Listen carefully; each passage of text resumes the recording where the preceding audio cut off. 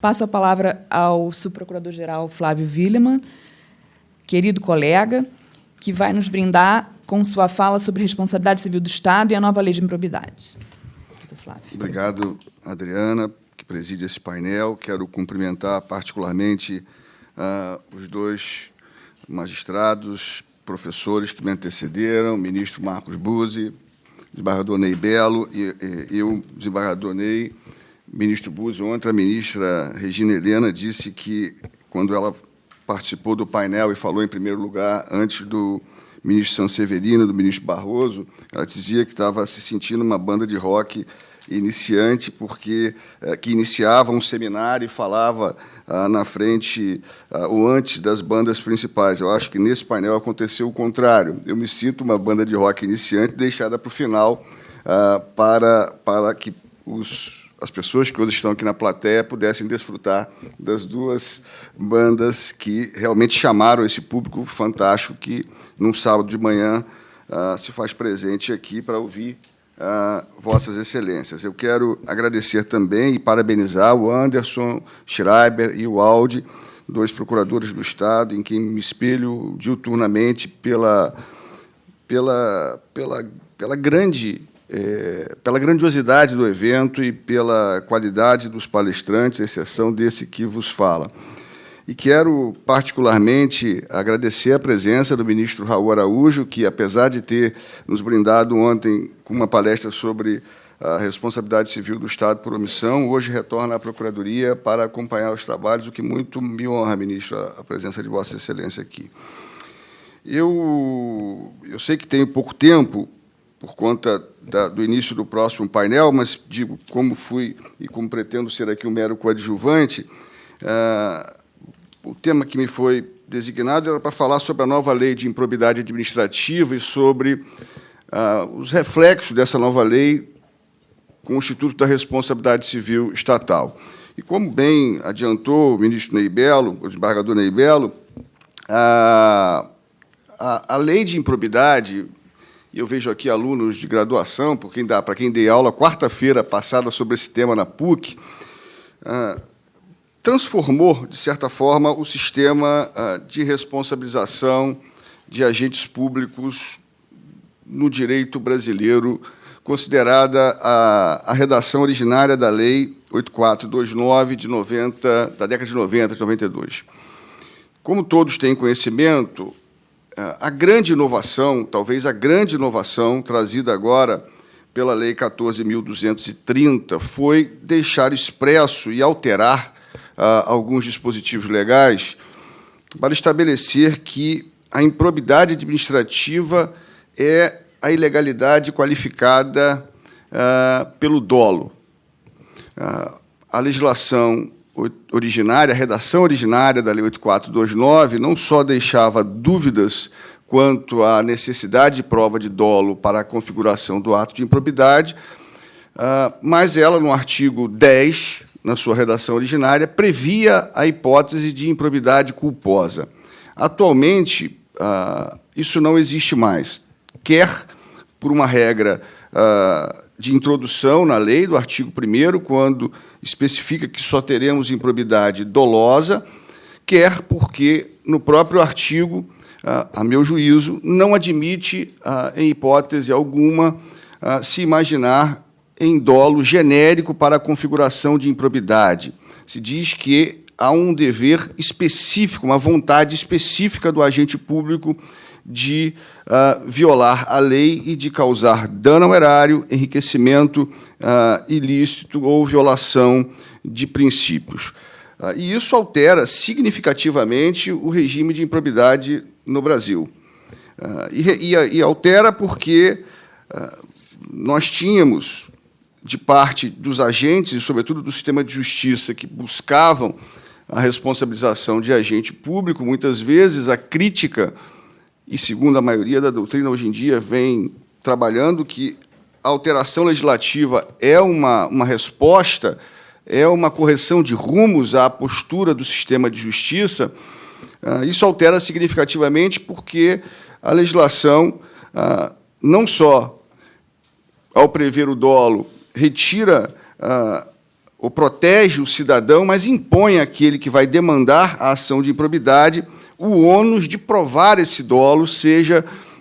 em procedimento prévio, em inquérito civil, da qual agora também se exige a participação daqueles que serão acusados por ato de improbidade, o que não se vislumbrava no passado. Tínhamos processos de investigação unilaterais, sem a participação daquele que era eventualmente acusado, e a necessidade, igualmente, imposta ao Ministério Público, a lei previu como único autor dessa ação de improbidade, o Supremo agora admitiu que a Fazenda Pública também assim o faça, a necessidade de comprovar efetivamente a presença do ato ímprobo, o que, muitas das vezes, e quem trabalha com improbidade administrativa, seja no Poder Judiciário, seja na advocacia pública, observa, e daí um pouco a resposta legislativa, que os autores das ações de improbidade, quase sempre o Ministério Público, muitas das vezes trazia alegações incomprovadas para serem comprovadas ao longo do processo. E, a meu juízo, a lei, quando assim estabeleceu essa necessidade de comprovação, ainda que mínima, rompe com um dogma, diria, muito utilizado, um jargão muito utilizado, de que, na dúvida se processa uma ação de improbidade, com base, sobretudo, em presunções. Eu tenho sustentado que não há fundamentação constitucional ou legal para se manejar ações tão drásticas e restritivas de direitos fundamentais com base no princípio indubio pro societate, com base em presunção. É preciso que haja prova e prova mínima para a procedibilidade de uma ação de improbidade e prova robusta do dano ou do ato qualificado como ímprobo para que se prossiga com a ação. Uma outra alteração que impacta na responsabilidade civil, e eu vou fazer isso na segunda parte da minha exposição, foi a modificação do artigo 11 da Lei de Improbidade. Como todos sabem, a Lei de Improbidade tipifica os atos ímprobos em 3 categorias: os que causam dano ao erário, os que propõem enriquecimento ilícito e os que violam princípios. A redação originária da Lei 8.429, no artigo 11, tinha um tipo aberto e exemplificativo da violação a princípios. Eu costumo brincar que violar a cortesia poderia dar ensejo a uma ação de improbidade. Um servidor que se recusasse a dar bom dia a uma autoridade dentro de um elevador poderia vir a responder por improbidade, porque viola um princípio da administração pública. A lei, em boa hora, penso eu, alterou essa sistemática e não mais previu um tipo aberto de violação de princípio no artigo 11. Especifica detalhadamente as hipóteses em que a violação de um princípio pode configurar improbidade administrativa, e isso traz bastante segurança ao ordenamento jurídico e às pessoas que trabalham na administração pública. E, por fim, eu destacaria rapidamente a questão da prescrição como uma outra grande e importante novidade, não que não existisse lá na redação originária da Lei 8.429, mas a nova lei tratou da questão da prescrição intercorrente, o que é uma novidade, e, a meu juízo, tem um debate a ser travado de Mardonei Belo, ministro Buzzi, porque, na recente decisão do Supremo Tribunal Federal, aqueles que se dispuseram a ler o longo voto do ministro Alexandre de Moraes, o relator, no último parágrafo do extenso voto, Sua Excelência menciona que continua imprescritível a ação de improbidade quando se verificar atos que causem danos ao erário praticado com dolo. E ele se referia, obviamente, ao tema 897, decidido pelo Supremo dessa forma. E por que eu digo que isso merecerá maiores reflexões? Porque não há mais hipótese de improbidade culposa. Então, a prescrição, a prevalecer o tema 897 do Supremo Tribunal Federal, só teremos a possibilidade de prescrição no artigo 11, porque tanto o artigo 9 como o artigo 10 tratam de dano ao erário, de uma forma direta, de acordo com o artigo 10, ou de forma indireta, quando se trata do enriquecimento ilícito. Então, isso impacta também, acho que é uma novidade, impacta um sistema jurídico de responsabilidade civil. Então, fazendo esse cotejo das novidades da lei de improbidade com a responsabilidade civil, eu imagino 3 cenários para serem debatidos rapidamente. Primeiro, os atos de improbidade administrativa praticados por agentes públicos que causem danos a terceiros, né? Sempre que isso acontecer, como estamos diante de uma conduta ímproba, ou seja, um ato ilícito qualificado pelo dolo, e a Constituição, como todos sabemos, lá no artigo 37, parágrafo 6º, estabelece que as pessoas jurídicas de direito público respondem pelos danos que seus agentes causarem a terceiros, sendo um agente público que causa dano a terceiros cujo ato é qualificado como improbidade administrativa, parece bastante intuitivo que teríamos aqui uma conduta que desaguaria num dever de indenizar do Estado. Como exemplo, eu poderia citar os incisos 3 e 5 do artigo 11 da Lei de Improbidade. O inciso 3 diz: revelar fato ou circunstância que tem ciência em razão das atribuições e que deva permanecer em segredo, propiciando beneficiamento por informação privilegiada ou colocando em risco a segurança da sociedade e o Estado. Sempre que violado esse dispositivo e causar danos a terceiro, nós teríamos aqui um ato de improbidade passível de ser indenizado pela entidade a qual esse agente pertencer. E o inciso 5 fala em frustrar, em ofensa à imparcialidade, concurso público ou processo licitatório. Sempre que isso, estou dando 2 exemplos, for considerado um ato de improbidade administrativa, em causando danos a terceiros que participem desse procedimento, parece que é bastante intuitivo um dever de indenizar do Estado. A questão fica um pouco mais delicada quando se desloca o tema para as atuações dos agentes que propõem as ações de improbidade. E aqui eu acho que tem uma motivação grande a alteração legislativa, porque havia uma grita, havia uma reclamação enorme da forma, muitas vezes, graças a Deus, não de forma majoritária, é bom que se diga, o Ministério Público, a magistratura, a defensoria, as procuradorias atuam de forma muito eficiente e, sobretudo, o Ministério Público e a magistratura atuam de forma muito dura para tentar combater a corrupção e a improbidade nesse país, mas o que se reclamava e ainda se reclama é que não havia muito critério na propositura dessas ações de improbidade, ou não havia muito cuidado com as pessoas que respondiam a ações por improbidades, e isso gerava, como muitos defendem aqui, um medo, um afastamento, um distanciamento de pessoas de bem para exercerem cargos públicos. E a nova lei tratou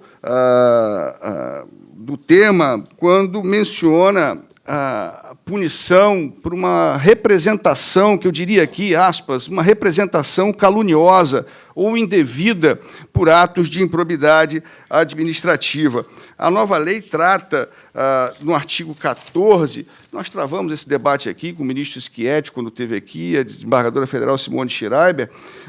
trata, no artigo 14, que qualquer pessoa poderá representar a autoridade administrativa competente para que seja instaurada investigação destinada a apurar a prática de improbidade.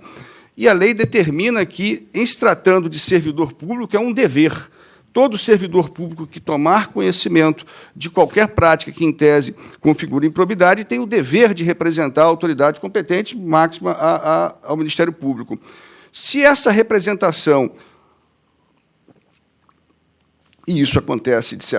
com certa frequência no serviço público, acontecer com desvio de finalidade, né, dentro do próprio Estado, eu não tenho dúvida que uma representação que dê origem à investigação ou à propositura de ação de improbidade contra terceiros que ele sabia inocente ou que não tenha praticado ato de improbidade. E por quê? Porque quem não responde a um inquérito civil por improbidade ou uma ação de improbidade talvez não tenha a noção dos danos ou da violação a uma certa paz interior que isso possa representar. E isso, a meu juízo, constitui crime, inclusive. A lei de abuso de autoridade, a atual lei de abuso de autoridade, lei 13.869, falar de crime aqui na presença de 2 magistrados que trabalham com esse tema, diz, o artigo 27 diz, requisitar, instaurar procedimento investigatório de infração penal ou administrativa em desfavor de alguém à falta de qualquer indício da prática de crime, de ilícito funcional ou de infração administrativa. Se pensarmos sobre o ângulo da representação caluniosa por improbidade, se isso acontecer ou derivar de uma conduta de um agente do Estado, penso que teremos aqui causa suficiente para uma ação indenizatória e um possível dever de indenizar do Estado. Da mesma forma,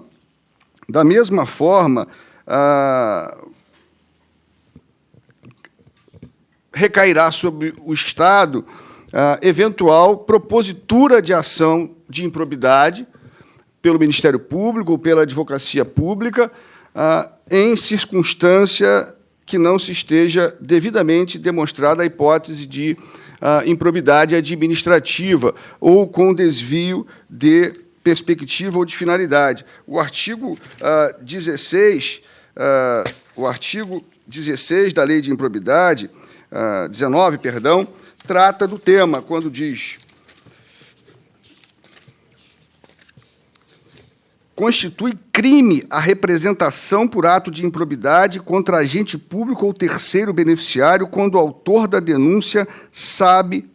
inocente. E aqui foi a discussão que nós travamos com o ministro Schietti e a desembargadora Simone Schreiber. Se esse dispositivo da lei de improbidade se destina apenas ao representante servidor público ou se ele se destina também ao autor da ação de improbidade, no caso, o Ministério Público. E a discussão que se travava era se o Ministério Público, o membro do Ministério Público, poderia a ele ser imputado a pecha de denunciação caluniosa aqui. Me lembro da desembargadora Simone dizer que, na opinião dela, não poderia, e do ministro Schietti dizer que poderia, não teria essa vedação do membro do Ministério Público ser tido por uma denunciação ou representação ou propositura de uma ação caluniosa, pois sabia que a hipótese não representava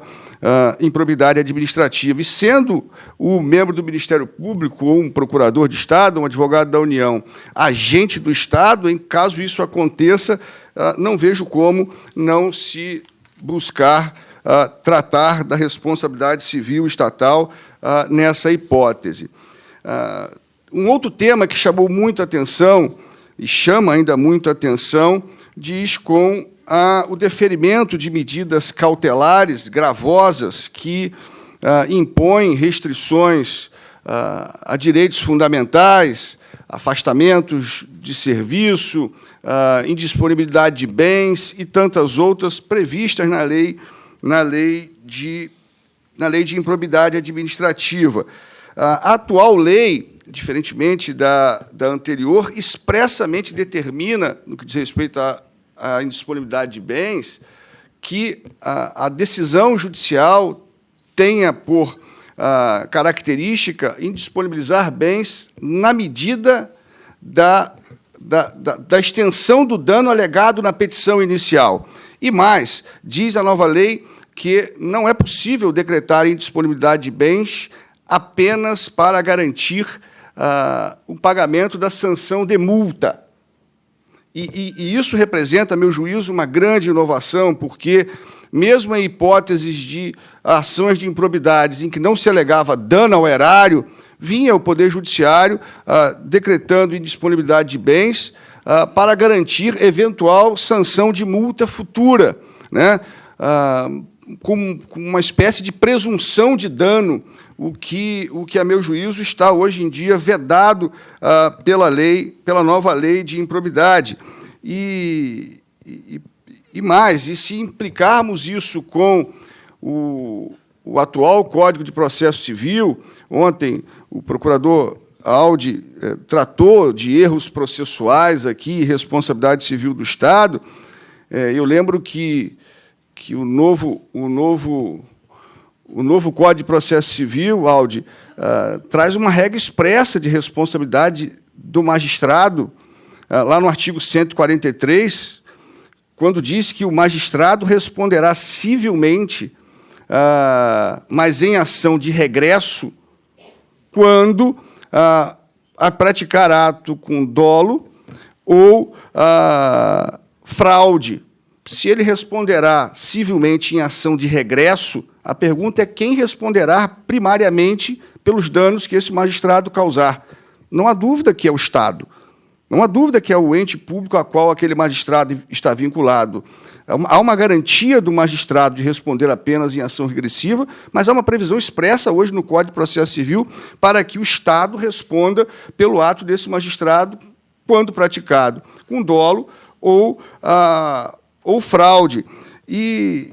na hipótese da improbidade administrativa, né,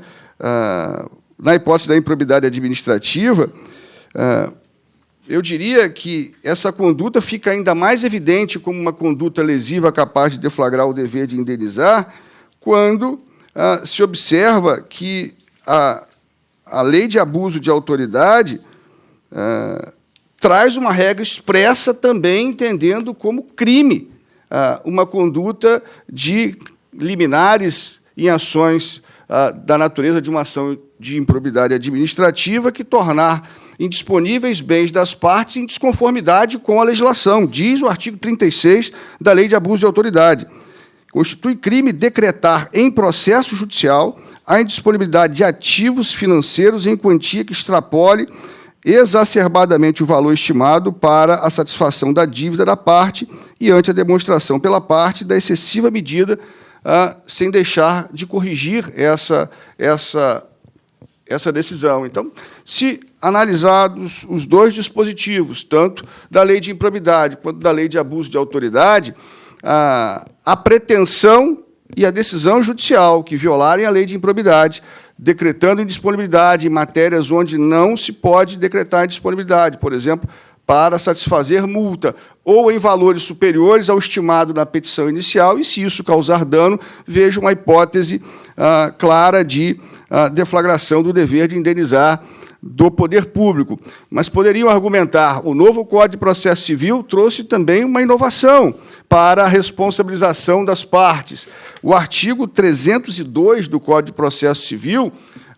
determina que, além dos danos processuais, a parte que postular medida cautelar que posteriormente vier a ser revogada por sentença que julga improcedente o pedido, a parte que solicitou e que postulou essa medida cautelar terá o dever de indenizar civilmente aquele que foi agravado e que sofreu danos. Na hipótese da improbidade, esse ônus vai recair sobre o Estado, por uma razão muito singela, porque a parte que requer a medida cautelar em ação de improbidade é o Ministério Público ou a Fazenda Pública, de modo que, tanto numa hipótese de deferimento, caso tenha errado ou cometido a decisão liminar equivocada do magistrado, ou que teria sido, ou pode ter sido induzido a um erro pelo autor da ação de improbidade, o Ministério Público, ambos os agentes são agentes públicos e, na forma do artigo 37, parágrafo 6º, penso que representam o Estado perante terceiro que vier a sofrer dano em decorrência dessa conduta. Eu, finalizando a minha apresentação, lanço aqui um outro olhar, um olhar agora do Estado tentando responsabilizar terceiros por condutas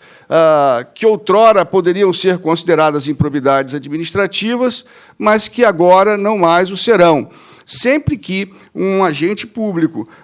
praticar um ato ilícito não doloso, mas que causar danos ao erário,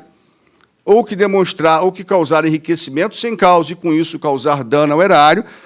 ao Estado será possível ajuizar uma ação indenizatória contra esse servidor público, não qualificada como ação de improbidade. Seria uma ação de responsabilidade civil, uma ação de ressarcimento. Aqui, como não há a presença do dolo, e não há que se falar em improbidade, há que se atentar para o debate sobre a prescrição, por conta da não incidência da parte final lá do artigo 37, parágrafo 5º, quando fala em imprescritibilidade ou ressalvadas hipóteses de ação de ressarcimento por ato de improbidade administrativa. Então, seria uma hipótese de ajuizamento de ação de responsabilidade civil para reparação de um dano ao erário, de condutas que outrora poderiam ser objeto de uma ação de improbidade, e agora a única forma de reparar esse dano ao erário é uma ação de responsabilidade civil e não ação de improbidade. Eu por fim, faço uma observação quanto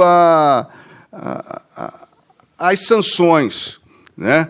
envolvendo responsabilidade civil. O artigo 21, parágrafo 5º da Lei de Improbidade Administrativa determina que as sanções decorrentes da Lei de Improbidade Administrativa sejam objeto de compensação com eventuais sanções decorrentes de outros institutos. Então, na hipótese anterior,